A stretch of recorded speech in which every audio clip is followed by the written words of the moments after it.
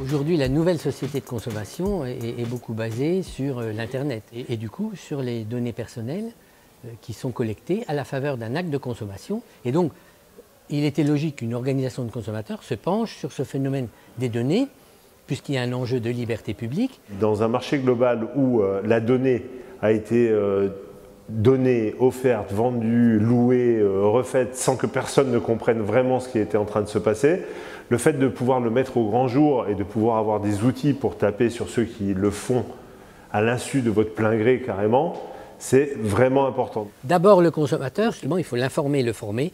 Il faut un cadre réglementaire qui est complété d'ailleurs par de la soft law des autorités de régulation. Ça a été dit dans le colloque.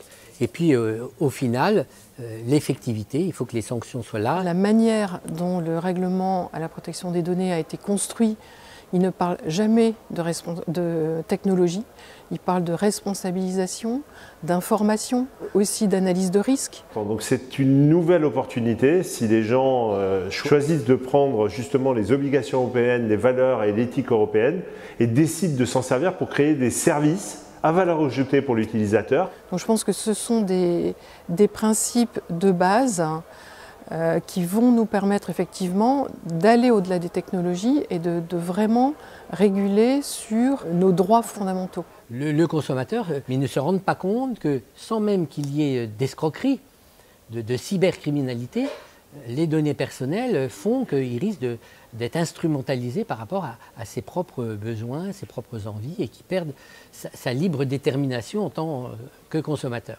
C'est grâce à ce genre de colloque qu'on va pouvoir se dire, en fin de compte, Internet et la vraie vie, c'est pas si loin.